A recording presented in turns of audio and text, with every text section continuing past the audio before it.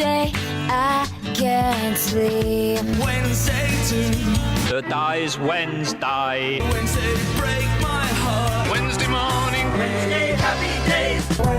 Wednesday stay in bed. Waiting for Wednesday. Hi, everybody, and welcome to NSS. This is the Reynolds Report.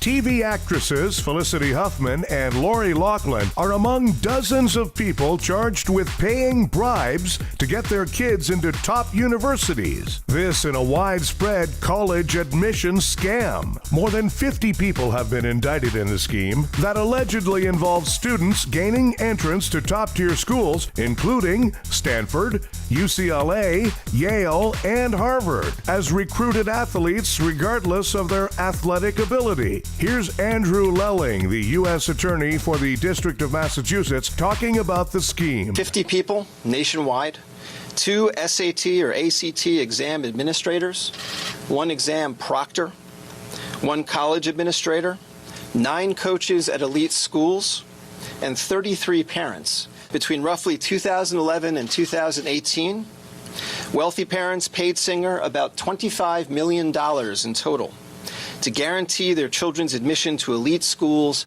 Singer helped parents take staged photographs of their children engaged in particular sports. The parents charged today, despite already being able to give their children every legitimate advantage in the college admissions game, instead chose to corrupt and illegally manipulate the system for their benefit. Judge Judy will receive the Emmy Award for Lifetime Achievement at the 46th Annual Daytime Emmy Awards this spring for the courtroom or legal programming category. And Judge will be the first to be recognized with this award. Judge Judy has presided over the Emmy Award-winning show since its debut in 1996. In addition to Judge Judy being the #1 first-run syndicated program, averaging 10 million total viewers daily, it's also the highest-rated court program for every season that it's been on the air. And now, things I've learned from Judge Judy. All rise.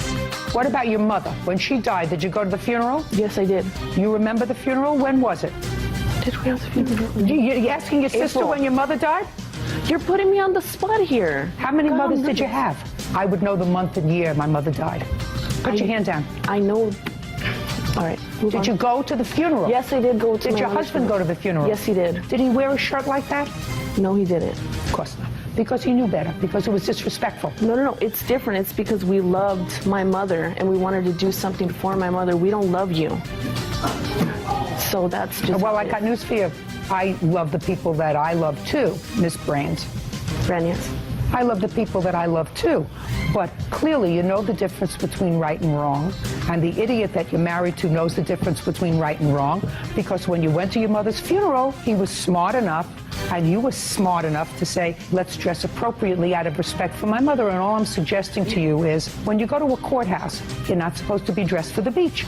That's all I'm saying to you. It doesn't require an answer. That's it for things I've learned from Judge Judy. So apparently USC and other schools accepted bribes to admit dim-witted rich kids. Well, that's never happened before, except for the millions of times it has happened before. Yes, this college admission scandal has hit the Ivy League really hard, and the University of Pennsylvania still has not explained how Donald Trump graduated. By the way, Donald Trump weighing in on airplane technology is like Felicity Huffman and Lori Loughlin giving college studying tips. Lawyer Michael Avenatti has dropped Stormy Daniels as a client for undisclosed reasons. You know, if a porn star who had an affair with the president and a crooked, fame-seeking lawyer can't make it, what hope is there for the rest of us? R. Kelly's publicist says the Gayle King meltdown the other day may have actually helped the singer. With what? His insanity plea? The World Wide Web turns 30 this week, and the father of the web says that he's kind of disappointed with the direction it's taken. Well, he's not alone. How many parents do you know who are actually happy with the way their kids have turned out? Somebody in North Carolina won $1 million in the lottery twice in 2 years from tickets purchased at the same store. Wow, that addiction to Slim Jims is paying off well. There's video going around of a golfer in British Columbia who scored a hole-in-one thanks to an eagle that dropped his ball in the hole. And it's a good thing he didn't listen to his caddy who kept recommending he use a seagull. Time for Nobody Gives a On Friday, a so-called massive new art project will be open to the public in New York. It's 150 feet tall with close to 2,500 steps. Basically, it's a staircase. Yes, it combines the two things the average person dislikes the most: modern abstract sculpture and physical exercise. Hey, art that tries to be evocative but fails miserably. Nobody gives a Chef Boyardee meals are being recalled for mislabeling. Yes, the packaging mistakenly says they contain actual food. Hey, fake Italian chefs.